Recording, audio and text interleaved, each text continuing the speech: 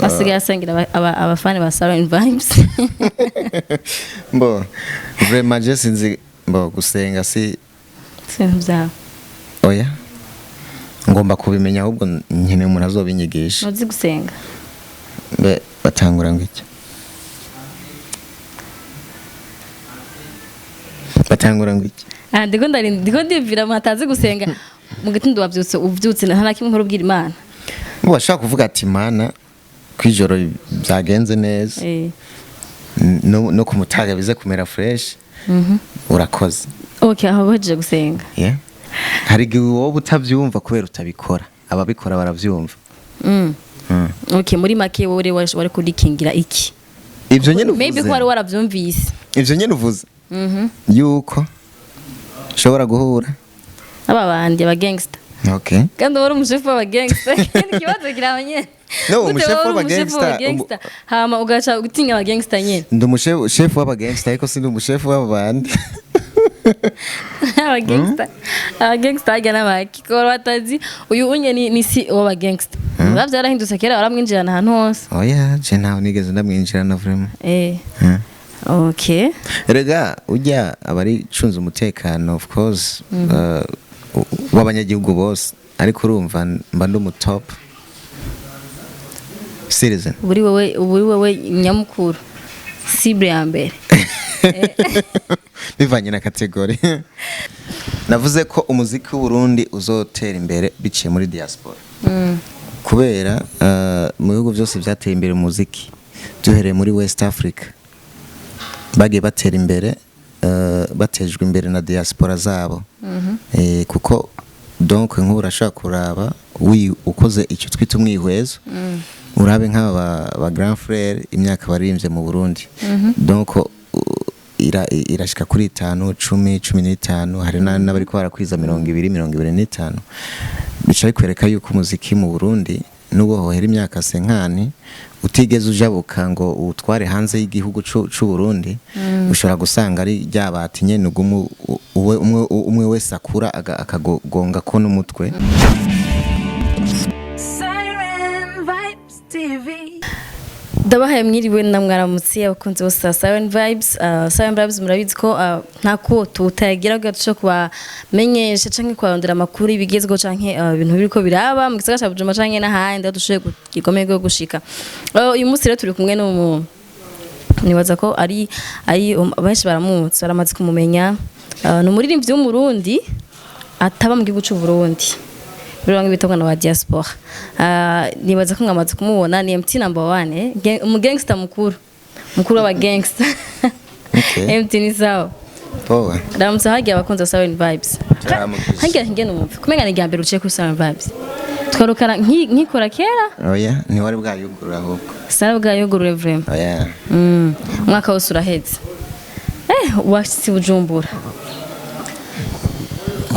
Antuka ni gambere umaze mwaka wose uje rimwe mu mwaka Bujumbura mu Burundi. Oya, ni rimwe ahubwo nigeze kuza kabiri.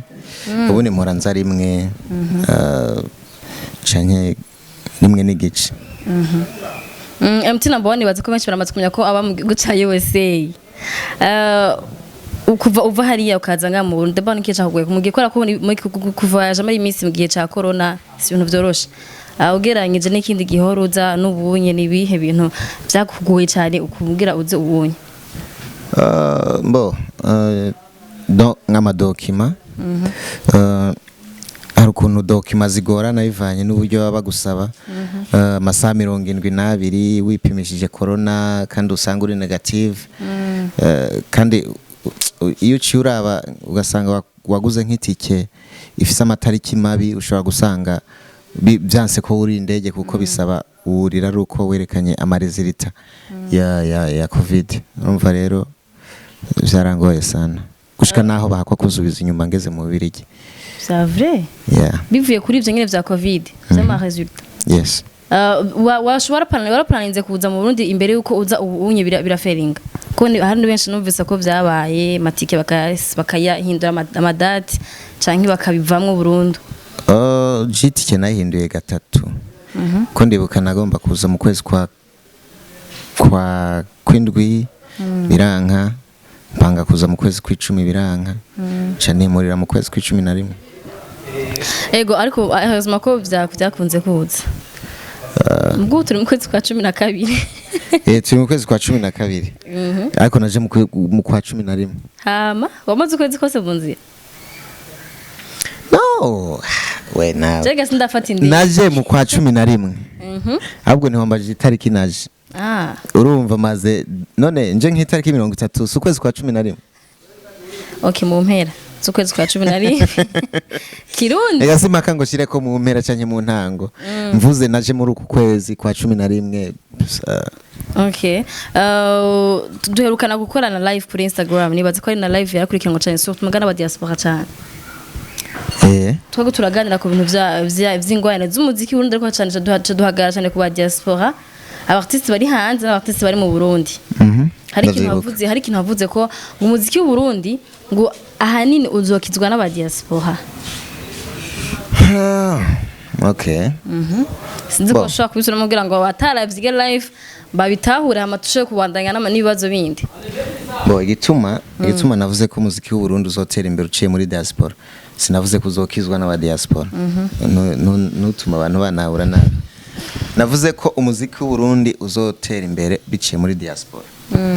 Kubera mu bihugu byose byateye imbere umuziki duhereye muri West Africa bagiye batera imbere batejwe imbere na diaspora zabo. Kuko donc nk'urashaka kuraba ukoze icyo twita umwihwezo urabe nk'aba ba grand frère imyaka baririmbye mu Burundi. Donc irashika kuri 5 10 15 hari n'abari ko barakwiza 20 25 bicaye kwereka yuko umuziki mu Burundi nubo hohera imyaka senkani utigeze ujabuka ngo utware hanze y'igihugu c'u Burundi ushobora gusanga ari ryabati nyene umwe wese akura akagonga ko n'umutwe. Irifo yuko kugira ukure umuziki wacu kugira ukure nuko tuzowagura ugaca hirya no hino mu bihugu bitandukanye kandi ntuzigera ucayo tutisunze diaspora kuko nizo ziba zifise inguvu nizo ziba zifise n'akanoti wanashaka ndabivuga uko. Voilà, en fait nikura ko hari abantu benshi bari babitahuye ko nyine avuga ati maybe nikura ko ba diaspora bafise amafaranga kurushangira ngo barimvye ibintu. Gutera imbere k'umuziki w'u Burundi mbega mwe amaye mafaranga yanyu y'aba diaspora bien sûr murayakoresha kugira mushe guteza imbere umuziki w'u Burundi. Of course. Mu buhe buryo? Mu buryo bw'uko ubona nicaye kuri iyi ntebe byerekana ko ndayakoresha kugira neza umuziki w'u Burundi. Nega ko wicaye mu ntebe ya Sawa Vibes ga MT taye wajuzanye mu ndege. Ariko wateje umuziki w'u Burundi gute? Ariko iyi ntebe nizimvye gusumba itike narishe kugira ngere hano ndayicaremo. Mugurumva ko itike wayiriye wowe nyene. Ariko nkaba nicaye hano. Ego. Akindi ko ndaratwifise imiryango ino. Ubize imiryango urashobora kuba waje baby ukora gukumbura aba grand frère daji. Nibyo bavuga urubanza rumwe rumara zinga. Zibiri. Nubwo atakirundi bavuze ko ikinsumvye. So nukuvuga ndeke gukurambira kuri ico kibazo wambajije. Imitahe twe dufise mu muziki w'u Burundi turayikoresha yes. Tura connection hagati y'abaririmbyi ba diaspora n'abaririmbyi bari mu Burundi turakoresha uburyo kugira turonke connection imeze neza. Turakoresha uburyo kugira turako twakorana n'abandi bari mu bindi bihugu bitandukanye bibanye kugira turabe ko idarapo ryo duga gusumba aho risanzwe rihungabana. Donc urumva turabikora vraiment kandi nawe urabizi. Ego soit MT number 1 no muririmbyi c'est vrai ari mu diaspora ashaka kumugabo azwi cyane kurusha abandi bagenzi bo babarimvyi bari muri diaspora. Nibaza ko no mu Burundi ari hanze yicuza cyane kurusha abandi mu gihugu. Abandi haburi kugira ngo baze kucuza mu gihugu. Ko nibaza ko muravugana ndabizi abagi bari muri diaspora ariko bobo ahanini cyane baba bazwi no nkuko wewe uzwi. Haburi kibobo. Sinavuga ko hari kibura. Habwo novuga ubushake babifisemo n'umwete babifisemo mu byo bakora. Je no kuvuga ko afise target yuko nkunda Burundi. Siko abantu bose baba hanze bakunda Burundi. Hariho n'aba hanze barabuhunze. Badashaka no kugaruka. Urumva rero nk'uwo nti dufise target imwe. Urumva? Je sinagiye hanze impunzi Burundi. Ahubwo gusa naronse opportunity yo kuja hanze kugira nzogira ico mari y'u Burundi. Urumva iyo ni target yanje. ikindi naco no mu muziki nyene abantu twese dufite target imwe hari umuntu aba ari mu muziki afise ukuntu ashaka ko ibintu bye bigenda afise ukuntu yinvestisa budget yiwe ukuntu abikora nyene bitandukanye umva uci uvuga yuko habura iki nta sinomenya ikibura kuko niwe sinzi na target zabo. Narigeze kumva ikintu ngo abaje bo mu diaspora bo muri USA bashaka kwishira hamwe kugira ngo bafashanye kumenyekanisha mu gihugu byo bintu canke n'ivyagushikiriye ko tugomba kwishira hamwe kugira Uburundi butumenye mufashanya kugira ama promotion mu Burundi azi bagiye n'imvyo bakiri bato iyo nkuru nayo nzi vraiment oya bashaka kubangira batakuronda canke bagakonsulta nk'umukuru wabo. Oya mbo yarimvye ni benshi benshi hari ivyo bakora nzi nibindi bakora ntazi urumva rero bakoze nk'akantu ntazi si shaka kugahagarara ko cyane ariko ndakizi shaka gushira ko comment ariko ivyo ntavyo nzi. MT kunabise ko gukora video uri hanze birazimvye hari igihe nageze mva ko umuntu akora video kuri $3000 $3000 muri miliyoni nyinshi ku bantu bakora ama video nga mu Burundi. Bimeze gute iyo muko murakora video muko muraharura ko mugira ukore video ya $3000 canke arenga sinzi ukashoboka kwino ushaka kwikora ku miliyoni 3-5 adashika muri ayo mafaranga yose. Iyo mentality nshaka kwikorera ku cyambere abantu bati jemba mu kigihugu tuvuge nimba ngiye gukora video ya $3000 usibye ko nto nakubesha ngo namaze kuyikora je nta ndakora sindakubesha donc ni menshi bo nta mahera aba menshi bivana nayo ufise uko angana no kuzo umaze gukora nturashika na video ya $3000 oya sindakenera video y'ubwo buryo nkora video zisanzwe z'uburyo nyene busanzwe apana kubayabaye usanzwe ngo ivana n'umufuko w'umuntu. Oh yes mbo yes byose biravana n'umufuko w'umuntu canke n'ibyo ashatse gukora uko biba bingana uburemere biba bifise kuko hari igihe usanga umuntu afise umufuko munini wagutse ariko agakora utuntu tutoye n'undi usanga atana umufuko afise ahubwo akifuza gukora ibintu birenze urumva rero bivana na desire y'umuntu ikintu washatse gukora n'uburemere ushaka kugiha canke na projet ukuntu ibiremereye nabo mwayikoranye mbo kuri ico waruvuze nshaka ndagusigurire nuko nshaka guharura ngo nkoze video ngo kuri $3000 nguce wiyumvira kandi ngo mu Burundi ngo ni 9 million canke 12 million ibintu nk'ivyo kuko utaha mu Burundi amafaranga abantu yakora mu Burundi nshaka kuko nimba ndi mu Burundi nkabona ko 1 million ari amahera menshi nuko ko ndi mu Burundi nuko ko mba namaze kuhicara nkabona agaciro 10,000 zifise ngacamenya ko 1 million ari amahera menshi bivanye n'agaciro mbona yo marira bivanye n'ibikorwa mbona no yakoramwo kuko nk'ubu uvuze ngo nakoze video ya $2,000 muri Amerika ngo nshinza hano kandi uri umudirector ucunyaka izo $2,000 ntago bikunda ntibinahuye nta nogo sivyo ariko kandi sishobora kuba ndi hariya ngo nce nibaza ngo nzokora ngo video ya 500,000 y'amarundi donc ni $200 urumva aho uri hose mentality zirahinduka cha wi updating ugaca umenya uko ihari yabimeze ugaca wi updating no mu vyumviro na budget byose ibintu byose birajana. Ego wavuze ko umuntu imigeri ibiri bavuze imigeri ibiri urubanza rumwe rumara zibiri mu bintu vyakuza batumye wemera gufata risk yo gufata urugendo muri corona nyamukuru kakuzana mu Burundi nebiye nahubwiye ko ari uko uba wiyumvamwo igihugu ugiye gukora ako hari n'amaprojet uje gukora maybe yes projet zo ntizobura niyo uri muri vacances ufise projet zitandukanye tuvuga nko gusura inshuti n'abagenzi niyo ni projet itari nto kuko projet urinze burira indege iminsi 3 uri mu nzira ugiye gusura umuntu iyo ni projet nini mbo icambere nayo nshatse kukubwira nuko tuba twiyumvamwo aho tugiye gukorera nivyo tugiye kwakorera iyo niyo ico nicyo kintu nyamukuru gituma uwi sacrifice acinye ugasakubwira ushika aho hantu urangura imigambi yawe ama rapport y'imiziki kubirabo muziki kubera umuziki of course sinshatse kuvuga ko nkora umuziki ari uko ndi no gusa aho ndi hose ndakora ariko ndi no urumva ko ni opportunity yo gukorana n'abandi baririmbyi tuba turi kuri tele n'abanyamakuru nkamwe nyene kuko urazi nk'iyo turi hariya biragoye kugira ubone iyi image twicaranye nk'uko turiko turaganira so turi no iba ari opportunity yes.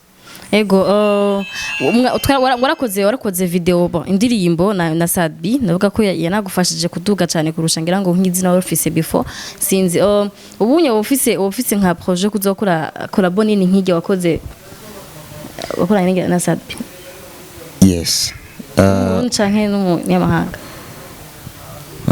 Mbo n'umurundi nta Dumurundi sinaza ko noronka collabo nini gusumba nakoranye na Sadbi cyane gose ndayironse naho ntiyobi yisumba simbo none tuvugishije kuri meme level ni nkaho zoba ziri kuri meme level ntayo mbona yo zisumba igikorwa twakoranye na Sadbi donc cyo bari ko barukongereza niyumvira ko ndinze mvuga ko nshaka gukora igikorwa gisumba kijya no kuyumvira nko ku bandi bantu b'abanyamahanga nk'ababanyi ibintu nk'ivyo kugira nteri ntambwe isumbaho nagejeje niheru kura targeting Tanzania Rwanda Congo target Kenya Uganda sinzi bivana hose ni hafi bivana n'uburyo n'uburyo connection tworoheye iyo uri kurakora ikintu ushiramwo options nyinshi nk'umuntu ashaka kuvuga ati mu Rwanda Tanzania Kenya n'Ubugande ibyo byose nkabishira muri plan kugira Tanzania vyanse nzoce nsimbira mu Bugande. Okay. MT rero uraje ushikiye muri quarantaine. Ntavyo warumenyereye. Muga kubera corona ushikiye muri quarantaine. Muri quarantaine tukaje sindahaje. Hameze gute? Ku bantu batahazi kandi cyangwa ku bantu bari hanze bashaka kuza mugabo. Bashaka kumenya ukuntu quarantaine imeze. Mbo ni juste ni bibanza by'amahoteli yabigenewe bisanzwe nyene byari bibanza bisanzwe biriho sinovuga ngo ni construction ntagari camp bubatse yo kuvuga ngo naho gushikira abantu ba corona oya kwanza ntituba turi abantu ba corona cyo mu gitahure tuba turi abantu gusa turi muri transit gusa turi kwa makenga yuko dushaka kuba harimo abanduye canke bazanye ico ciza ca corona urumva rero nico gituma haba cabaho ingamba hafatwa ingamba gani kirudi akware ko nta kirunduzi hafatwa ingamba zuko bigomba kugenda nkuko so hameze fresh ni n'amahoteli ameze neza vraiment je nkiyo nashikiyemwo ni hoteli imeze neza ubona ko yari sanzwe yakira n'abandi bakiriya basanzwe mu gisagara cya Bujumbura hamikindi naco harimo ibintu byose televiziyo amazi ukusa sinzi kuraja mu hoteli ngura ukuntu byose oya na hoteli ndajamo ayo hoteli tizagute bo n'amazi canke uratemberera yurabe gusa muri make n'ahantu hameze neza akora ko hari abantu baba bari hanze boza ngo ibintu byo gusha muri quarantaine wapi kuri ngo je bige binzoza ngo ariko byarahavuye bashaka kuba bafise ubwa bwa ma quarantaine mugandi baza ko bumvise ko quarantaine ari fresh na hotel asanzwe nk'ibyo gushikira muri hotel kwasanzwe bashikiramo ntabwo ari inkambi ngo uvuge ngo ni ikintu bubatse cy'ishitingi barundamwe abantu no ni bibanza bya VIP kandi biba binahenze nimwe mwirihiye of course usigaye kuza wavyipangiye wewe nyene barabiguteguza sinzi ko none wewe uri umunyamakuru ariko nukurikirana n'amakuru y'abandi bantu kubera iki bya corona ndavyegera kuba no apana bya corona none mva ko amakuru mandafise n'abandi kudakubatsa ayini n'amakuru oya no ahubwo badushaka kugira ngo umuntu yabiciyemo eclaircisi atange umuco nko kubutazi yuko ivyo bintu bitegurwa mbere yuko abantu basafira ndabizi mbwa ndabikora jewe urumva bashaka ari wabikoze abivuga bigira abantu niho ukutanga amakuru y'umwimerere okay nuko bimeze sinzi ko baronse inyishu nayironse MT umwaka uheze uri utembera n'umupolisi abantu bakwimvira amakomanta batsko abantu uri umustar abantu barakuvuga c'est n'est normal umva MT nabana ngenda n'umupolisi kubera iki ko giye kiri mu umutekano no kwishima canke no ubwoba abantu babitahure Premier banza ya Crescise impamvu gatanu mu polisi kuko uno munsi menga nta mu polisi nabonye mbo ndakwishure ni umbaje ibibazo bibiri nishuri kihe bwa mbere canke iki tangura ico impamvu gatanu mu polisi mwaka uheze kandi igihugu kirimwe amahoro yego kimbajije neza reka nibaza ukuntu no kikwishura neza gituma ngira no mu polisi kandi igihugu kirimwe amahoro kiragoye kandi kiroroshye none ariko umbabarire ninda kubaza nanje kuko hari igihe ubaza ikibazo kikishurwa n'ikindi igihugu kirimwe amahoro urabivuze kandi twese turabibona ubu rero ikambi y'igipolisi yarugaye canke y'igisirikare bage baba bari mu kazi kabo ubu ngiye muri ville canke mu masite nta polisi twohura nabo bage baba ko bacunga umutekano w'abantu bose naho hajya baba ko baragucungira umutekano yareka ivyo nivyo twe mu gihugu nitwe tubuze ingene ndabizi none ni nkuko ushaka kuja muri restaurant uri kumwe n'abagenzi mugasangira ku isahani imwe ariko nibisigura ko wijanye batagufungurira ngo ufungure urumwe none niba polisi bari mu makaritiye bacunga umutekano wacu twese urumva acunze umutekano wanje jenyene nta kosa ririmo none acunze umutekano wiki ko uri kura urikingira iki umutekano ubundi bisigura iki umutekano ari nko kuja bagora n'ababandi bakakwiba telefone yawe n'ukuntu zimvye bagatwara canke bagatwara imodoka canke bakakwica ivyo bintu ntavyo tukicumva none wumva ivyo ubizi umutekano ico bisigura ucumbaza ngo bari karacunga umutekano nzi ko atavyo mpora numva ureka kuvyumva kugira okay hari igihe wowe utavyumva kubera utabikora ababikora baravyumva okay muri make wowe wari kurikingira iki ivyo nyene uvuze maybe ko wari waravyumvise ivyo nyene uvuze yuko shobora guhura ababandi abagangster okay kandi wari umushefu w'abagangster ikibazo kirabanye no umushefu w'abagangster hama ugaca gutinya abagangster nyene ndi umushefu w'abagangster ariko sindi umushefu w'abandi abagangster ajya n'abaki ko batazi uyu unye ni si w'abagangster d'abord abagangster ni iki biravana n'uburyo uba ushatse kubivuga umugangster n'umuntu w'umutima mwiza n'umuntu yes n'umuntu adaharanira ineza yiwe aharanira ineza y'abantu bose n'umuntu agira urukundo atikoroga n'umuntu atavangura amadini burya barasta n'abagangster ni nkaco kimwe yes ntabyo narinzi mugabo uyu munsi nta polisi nabonye canke arahantu keke pari muri kwe erega si ngombwa ngo yinjire hano mu biro vya Saren Vibe bavyo yarahindutse kera baramwinjirana ahantu hose je ntaho nigeze ndamwinjirana vraiment okay erega ujya abari cunze umutekano of course w'abanyagihugu bose ariko urumva mba ndi mu top citizen uri wewe nyamukuru cible ya mbere bivanye na kategori MT ushaka tubwira ibintu inyuma y'umwaka wose utaza mu ndini ibihe ibintu wabona byahindutse maybe mu gihugu cyose yanje nta canke mu entertainment canke ndazi mu muryango ibintu wabona byahindutse utari warabonye mu mwaka uheze igihe urukino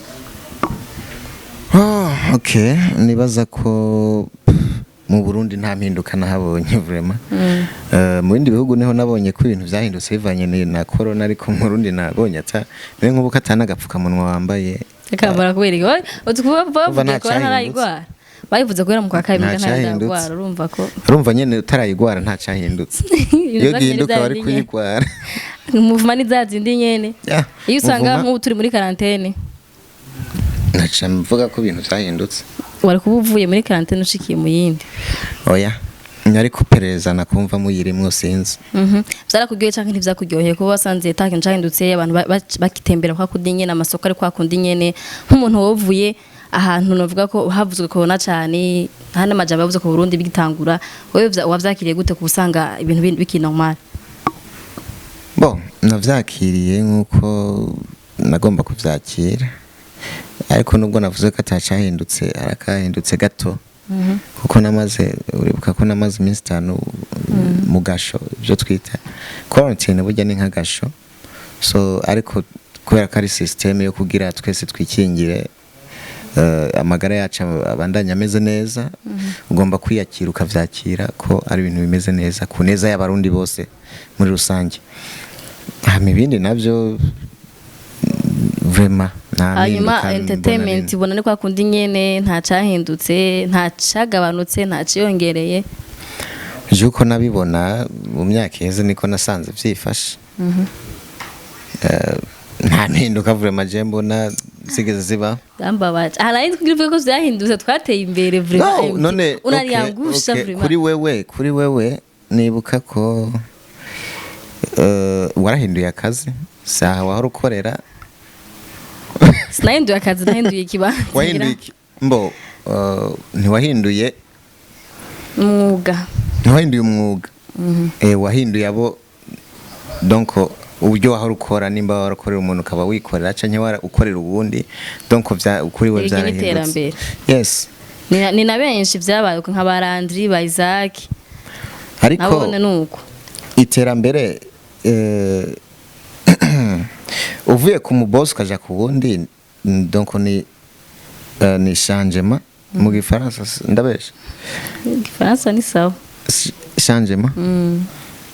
Ariko uvuye ku muboss nawe ukibera umuboss ubwawe ni iterambere. Ubwo rero ntiwari bwambwire ko nimba uri Silent Vibe of course big up sana warateye imbere. Ariko nimba warahinduye ababossi ugaca usanga sinzi ukuntu vyifashe kuko umuntu wese abiga bafise ababossi banene bagiye bankurikirana. Je ndavumba ko bafise ababossi. Oya bajya bobo bari kwabo bari kategori yabo turi kuvuga ku bindi bintu. Muri Silent Vibes. Yes. Ega abanyene bafise party ya Silent Vibes kuba dahari. Bagiye abantu mbona 2020 na. Okay. Navyumvise kuri kurankwe ariko it's okay. Babossi bacu ba Silent Vibe. Babandanye batwera ababossi. Yes. Mbandanye mutwera ababossi beza. Ni mtina mbwane rero sinzi ko twogusezera gute mbe hariho akapera hariho uradusengera ndazi ntushaka byarahindutse dusezera abakiriya bacu gute abakiriya ababossi bacu. Uburyo dusezera ababossi bacu no kubabwira ko tubakunda. Hama bashatse umuntu abasengera nabo boja he kwa buyengero kwa Stanish basigaye asengira abafani ba Silent Vibes. Mbo vraiment je sinzi mbo gusenga si byawe. Oya ngomba kubimenya ahubwo nyine umuntu azobinyigisha. Uzi gusenga be batangura ngiki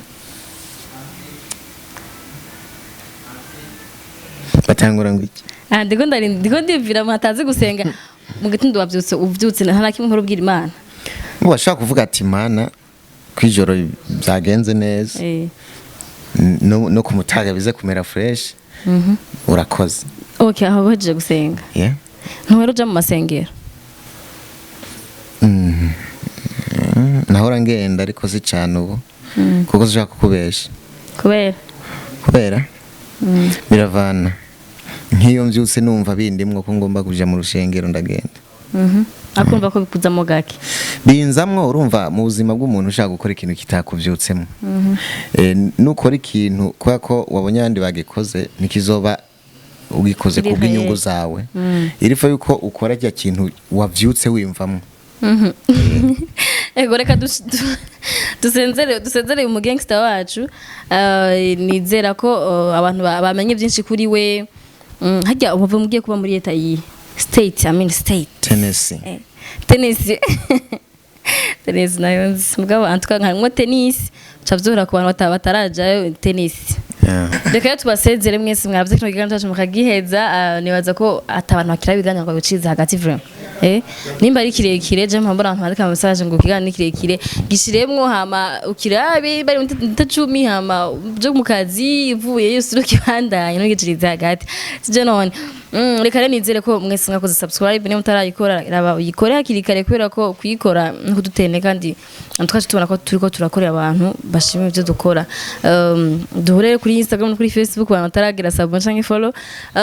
Kandi tunabashimire vuye ku mutima kwa mutuba hafi ma commentaire yanyu no likes yanyu. Twizere ko kiri kimuzokira abantu ko mwaravye kiyinyi. Bye bye. Ciao. Banzureke gatoya. Sivyo? Hari ikintu ngira nsabe atamuririmbyi n'umwe yari bwagisabe savye bose nzi ko bazobibona ariko you never know abantu ababosi bafise imitahe mu bintu vya communication canke ama company tuvuge nka za Limitel Smart ibindi nindi Econet turasavye muzokureho amamega ya WhatsApp mu yahindura aya YouTube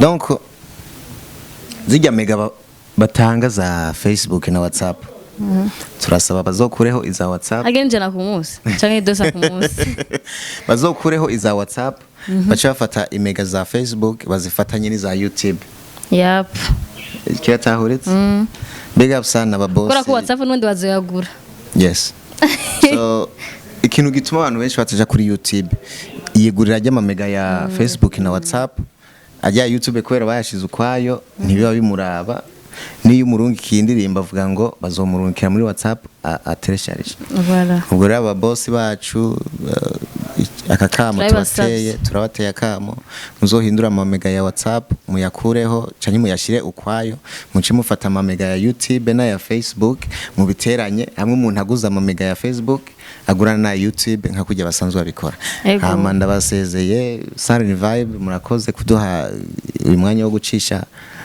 ivyumviro vyacu kuri mikoro Silent Vibe nubwo atabitanditse ko kuri mikoro ko ari Silent Vibe ariko big up sana turabakunda yego naturabakunda cyane bye bye Siren Vibes TV